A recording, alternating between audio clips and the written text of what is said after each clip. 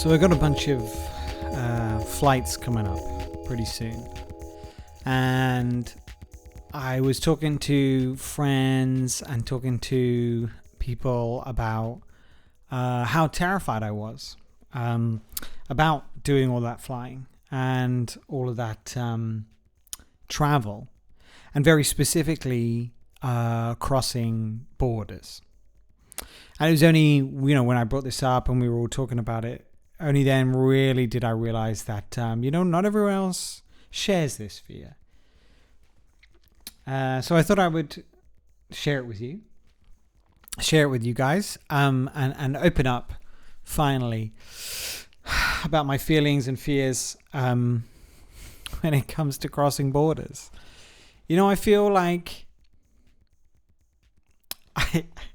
I guess I don't understand why everybody else isn't scared. I guess that's the feeling of having a fear, right? And someone might describe it as irrational.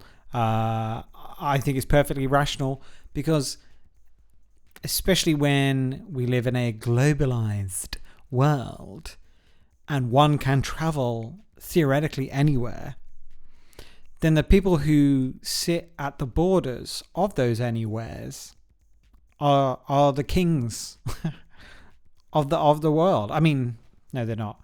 But they enact the law, right? It is within their power to allow or disallow you from entering, or maybe even exiting.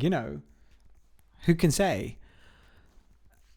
But to me, they are bestowed with such authority and such arbitration of that authority that I'm terrified of them.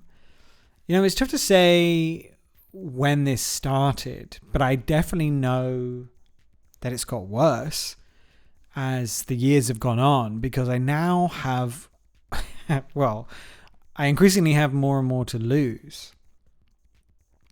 I'm a British national. Thank you. So I have that passport. I have my UK passport, and it's a pretty powerful passport. I think it's one of the most powerful in the world in terms of countries it can get me into, and countries that I can stay in for a great length of time, and all that kind of fun stuff.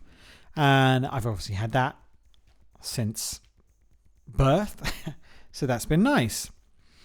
And then after I moved to Canada, I stayed there for a little bit on a visa. And then later I got my permanent resident card. And that is part of the reason I'm doing so much travel this year, is to make sure that I retain that card. I have to go back to the Canadian motherland and shake Mr. Trudeau's hand and, keep him sweet, I suppose. And so that's my second piece of, very powerful, very important to me, piece of documentation. And it means that I can live, work, pretty much do everything but vote and work for the government. And why would you want to do the latter? In Canada, in perpetuity. I think the rules are, I can't break any laws, which seems fair enough. If I'm breaking laws, then maybe I should lose some things. Whatever. And I also have to go back and renew it every so often, and have spent a certain amount of time in Canada to renew it. Totally fair deal. Thank you very much, Mr. Trudeau.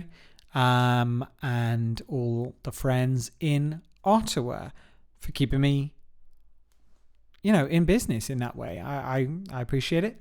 And the third document that I have came about as part of, you may have heard that the UK passport is not as powerful as it used to be. Because once upon a time, it meant that we were also part of the European Union. But since the best piece of marketing of all geopolitical history went down and Brexit occurred, and dear listener, it should be clear from what we're discussing here that my vote was for Remain. But there you go. Can't have everything we want.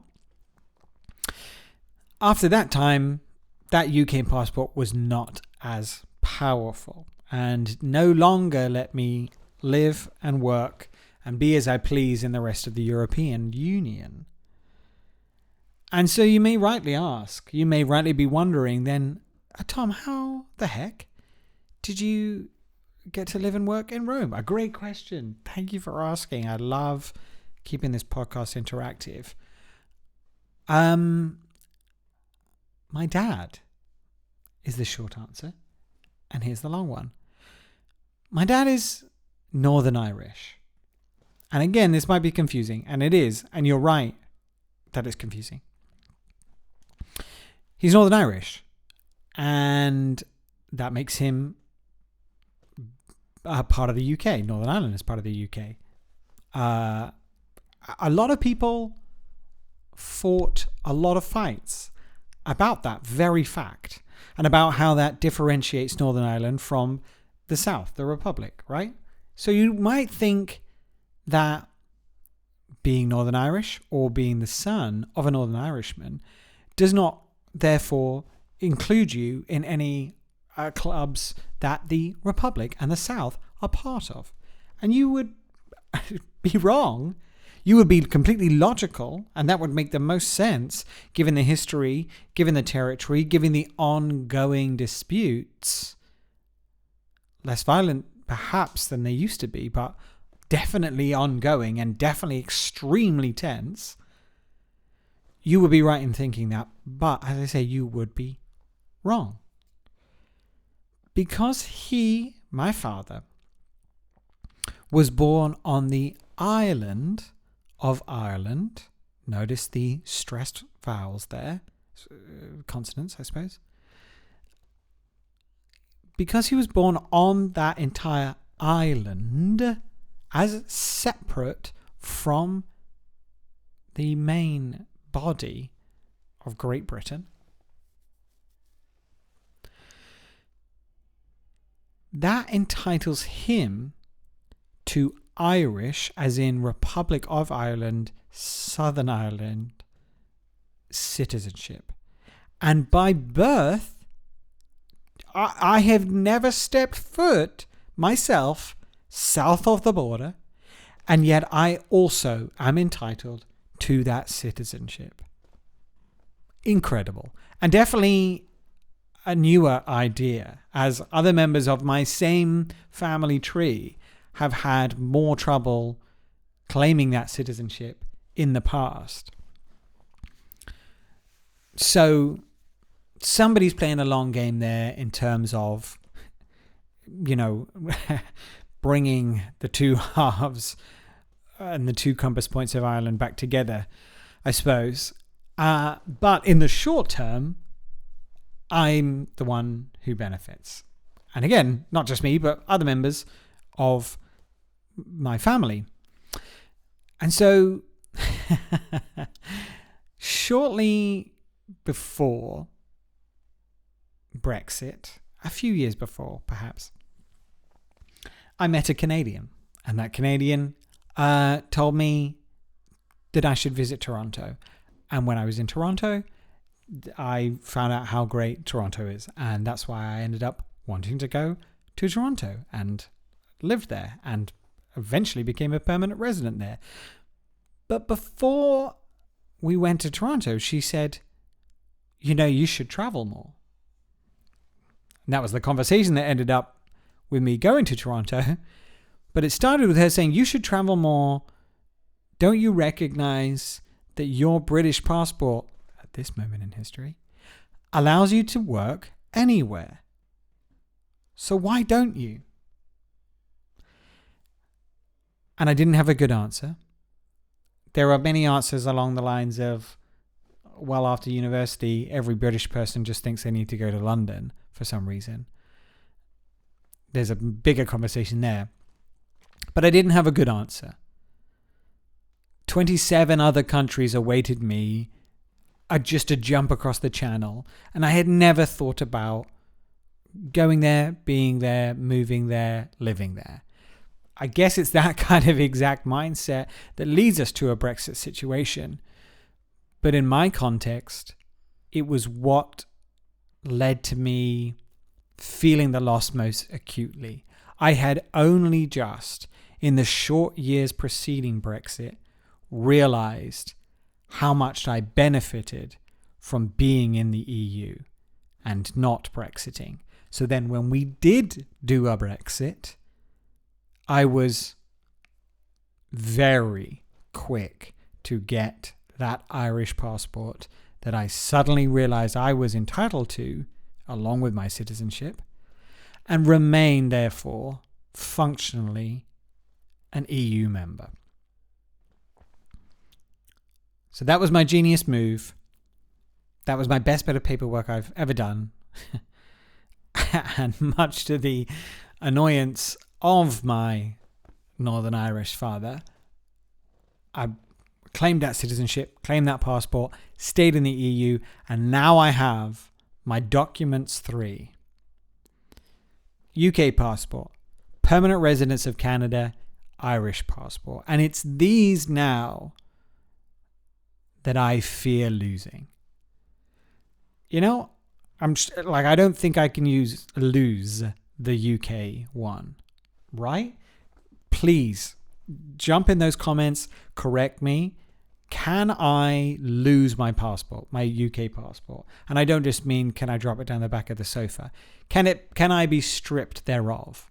Probably not. So that's that's my fallback, okay? If everything else goes wrong, I'm a citizen of the UK and I've got that quite literally in my back pocket to come back to. Fantastic. The Irish citizenship seems that I'm entitled to it.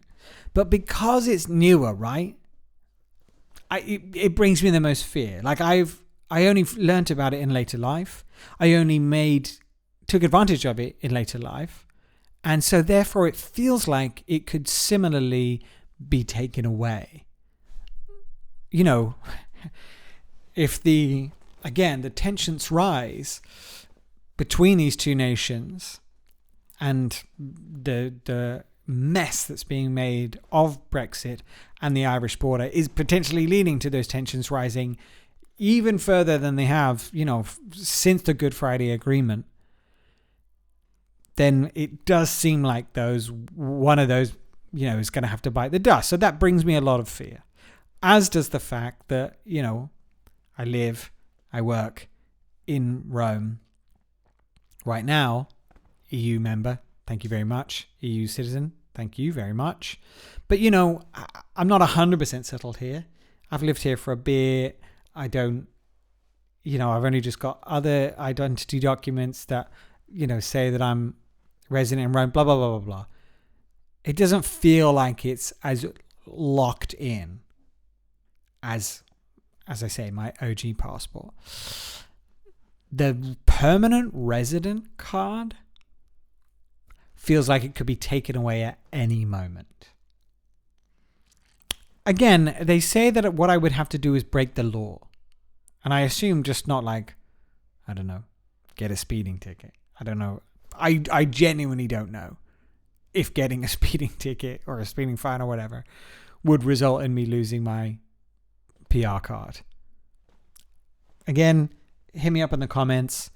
If you know someone at Immigrations Canada or you just know the laws better than I do. Can I lose my PR card if I go 120 in an 100 zone? Let me know. But it feels like that's the most at risk because it's, I'm not yet a citizen. It feels like it could be taken away at any moment. And that's what's going through my mind as I cross every border, not even the border into Canada. As I go between Italy and the UK, I'm afraid that some red and white spangled officer of the Canadian border is like, what are you doing here? What are you doing farting around on this continent? Didn't you say you were loyal to us, bro? How could you do this to us? And take away my card there and then. And what's my recourse? Right? I'm not entitled to anything. I filled out a lot of paperwork. I worked, admin-wise, I worked hard to get that card. But there's no blood in the mix. There's no marriage in the mix, What's my recourse? And it's that feeling of not knowing all the facts, not having any entitlement to anything, and not having any way of being like, no, you can't do that. That's the anxiety that I bring into the moment. And, I recognize that's maybe overblown.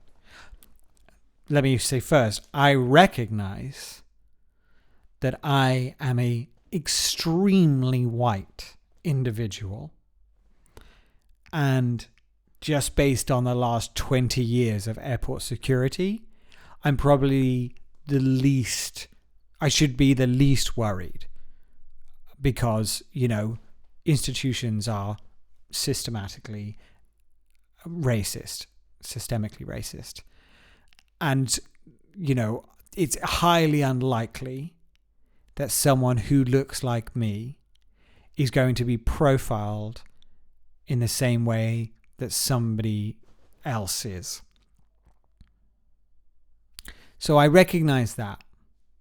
And I'm not trying to belittle that in the slightest. However, I still feel like an imposter, a rule breaker, a chance taker as I approach the check-in desk, as I approach the metal detectors, even as I give them my boarding pass to get on the plane itself. I feel every moment is a moment where I could be tackled to the ground, detained, strip searched, and told to go back from whence I came. And I want to be clear. This has never happened to me. I've heard stories. My dad, no Northern Irishman, was taken aside and kept in a small room and asked a series of questions. But he's certainly done a lot more travel than I have, and has a few more interesting stamps in his passport. Who's to say? I mean, I was a kid, but obviously that experience stayed with me because I think of it often, and I think of his distaste and disdain at being treated like a common criminal. And like I say, it's more the stakes of what's to lose that give me the fear. But also being in Canada and crossing more often as I did in the last few years over to its southern neighbour, they are somewhat known for being dickheads at the border. Like, if you're in Toronto Pearson, which is the nice big international airport, then they have the whole bloody section to themselves where you're just crossing to go into the US. And you walk through a little bit and there's just big old red, white and blues everywhere. And everything is just dialed up and made to look much grander than any other gate you go through to any other destination. And you're immediately sorted into two queues of, oh, you're a US citizen, you're going back, or you're scum. By which, instance, you're going over that way and you're talking to that bloke instead. Obviously, that line's longer. And obviously, those guys are ready to be aggro. And I've been through a few times with minimal incident, but they do ask you questions. And it's, they're designed to catch you off guard. And it's knowing that puts me in a heightened state of where I'm more liable to make mistakes. Like, I don't know if you've ever been stopped by the police, but you immediately assume that you've broken the law and you have something to hide or defend yourself about, even when you haven't, even if you know you are completely innocent, you go into that like, oh fuck, what if I have drugs in my person and I just didn't know, sort of mode. And it was with that I got talking. I didn't just strike up a conversation. I was asked pointed questions by my border guard interviewee when crossing into the US to go on a trip that I was really looking forward to, where we were going to land into Los Angeles, pick up a car, and then drive up the coastline, the Pacific Coast Highway, to San Francisco. That's roughly the plan. And I'm really looking forward to it. California, driving, coastline, Wales, fantastic. Can't wait. And the guy goes, oh, so where you going then? What are you planning on? Like, yeah, leisure. It's all leisure. He's like, yeah. So, what are you gonna do when you gets there? And I'm like, well, we have this plan. Yeah, we're flying into. And he's like, and what are you gonna do? And I go, well, it's gonna be really great to drive up the East Coast. And I don't recognize the mistake that I've made. And I just continue telling him about how great it's going to be. I've always wanted to drive up the East Coast. And I can't wait for this stop and that stop. And he has completely frozen in his seat. And he's just, his eyes are thinning. And the stare is turning into a glare. And I feel the sweat just gathering on me as I, under the heat of this gaze. And I'm just like, maybe it's my accent. Everybody else in this line so far has been Canadian, so maybe he's just not used to that. And he goes, East Coast? I thought you said you were flying into Los Angeles. And he's right. I made a mistake. I'm driving up the West Coast of America. That's my plan. But in the heat of the stress of the moment, I've messed up one detail, which is the compass point. Everything else I've said to him, every stop I've mentioned, every part of the plan is accurate to what is actually going to happen. And he can see that the dates and the locations all match up to what I'm saying to him. The only thing I've messed up is, in fact, 2 letters. Instead of a WE, I've given him an EA. Everything else is exactly the same. And still, he invites the person I'm with. We're traveling together. He invites him through and says, you go on. I've got a few more questions for you. And he really tries to grill me on my knowledge of where we're going. And so now I'm obviously even more flustered. And of course, if you're trying to then make it appear, or you're working under the assumption that I'm lying to you, then the fact that I am now dripping in sweat and really jumbling up my words is obviously going to play into your own narrative. But here I am trying to explain why I forgot momentarily that East is not West, or just jumbled up my words in a panic to tell them to him. And he's just coming at me with a stone wall of incredulity and has immediately placed me on the goddamn watch list and the no-fly list for all I know. And it's those kind of experiences which, to me, give me the most fear, not just in the moment, but the fear that I have is that it's a combination of terrible factors. Rules which are stringent and must be adhered to. That's your first factor. And that's factual. And that's, that's the system that we're doing here. It's heightened security as we cross from one recognized territory into another. That's the part I understand, right? But it's still tough. It's still exacting by definition. So that's factor one. The second factor is the more violent one. We have a person enacting the rules. And that person is part of a system which, as previously discussed, is going to have biases. And as previously discussed, I may not be subject to the most racist of those biases, and I may escape a fair few prejudices. However, I don't believe that these individuals are carrying themselves forward with the presumption of innocence, for example, in the people that they're talking to.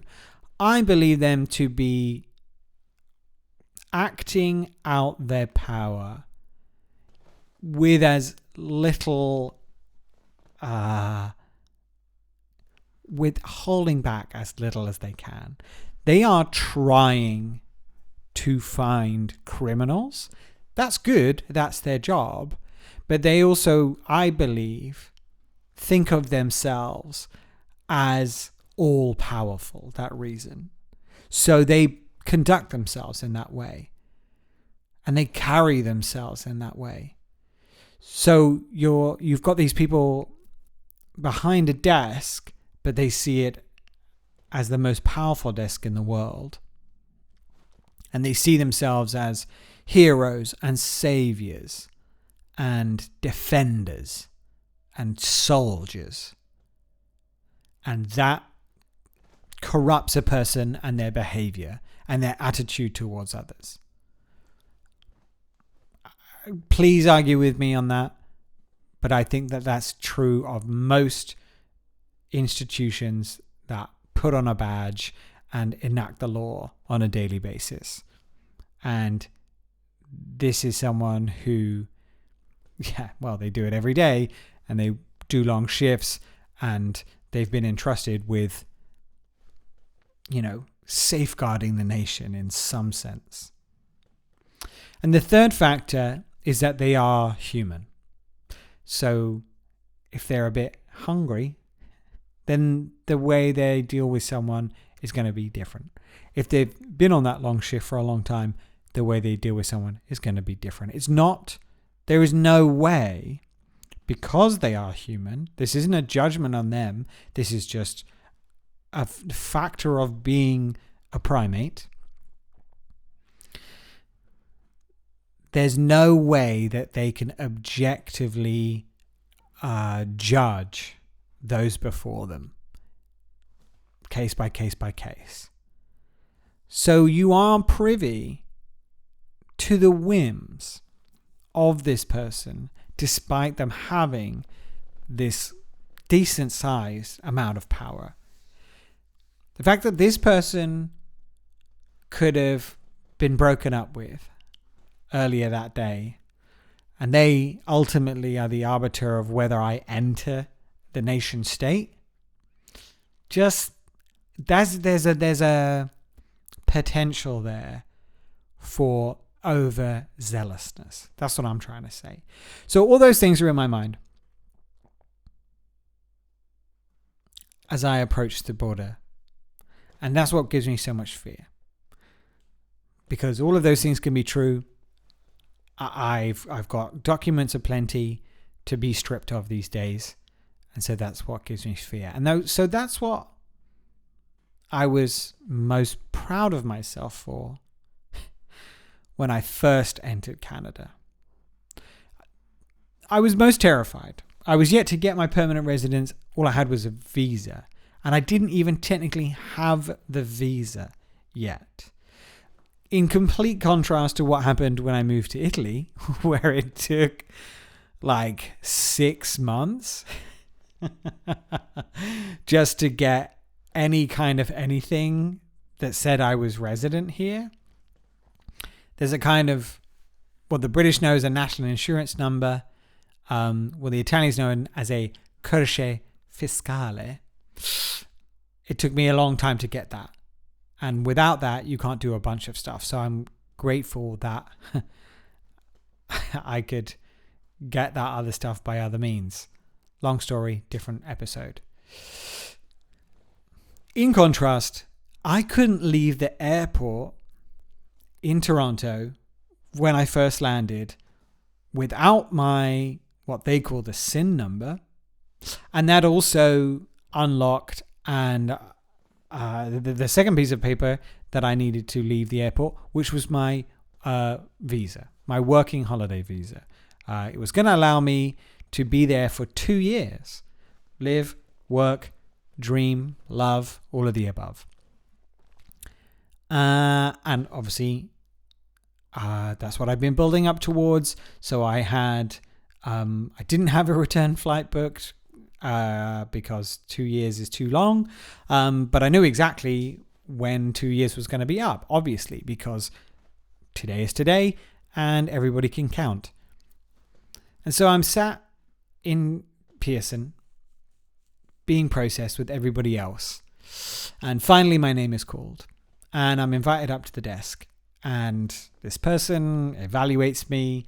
Again, I'm shaking in my boots because here they are making an assessment of me in the moment. There's no way that can be objective. And yet my future, my next 2 years relies on that. Them being some level of objective and some level of following the letter of the law. So here I am quivering, just vibrating in this waiting lounge, seeing other people around me get approved, get denied, have arguments, drag their screaming kids into the room and have to deal with that at the same time as they're, again, trying to present their best selves to the same authorities. We're all playing the same game, which is, I'm a good person, let me into your country. And for me, I'm suddenly feeling very unburdened because I'm alone, no dependents, and again, extremely white. So I have those advantages, and I'm still nervous, It's a stressful arena.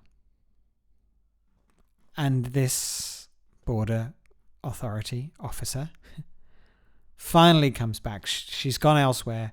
She comes back. And she says, "Thank you, Mr. Corbett. Your visa's been approved." And I just, oh my God, I've never felt such a lightness in my life. And then immediately came crashing down as I noticed, I've noticed you've put an expiry date on this. And she said, yeah, well, obviously your visa expires. I'm like, yeah, no, we're on the same page there. It does expire, but I've applied for a 2-year visa. She says, yeah, no, 2 years, yeah. I'm like, yeah, good. It sounds like we're still on the same page. However, you haven't given me 2 years. You've given me 22 months. And I shittest thou not. She went, well, it's all the same, isn't it? I'm not going to run the percentages on you, dear listener, but it's not the same. It's not the same. When you've worked hard to get that little bit of paper, when you've built up your hopes and dreams for this working holiday, very strange euphemistic title, 22 months is not the same as 24. And yet here I was, burdened, embattled by my fears, my terrors of the power of this person in front of me. It'd been hard enough just to get them to give me this 22. And yet, I found within myself the strength, the power to say, sorry. Starting Canadian as I meant to go on. I'm very sorry. Could we make it 24? And I swear to God, she just became a teenager. She audibly huffed. She dragged her feet as she walked away. I think she might have even said, fine.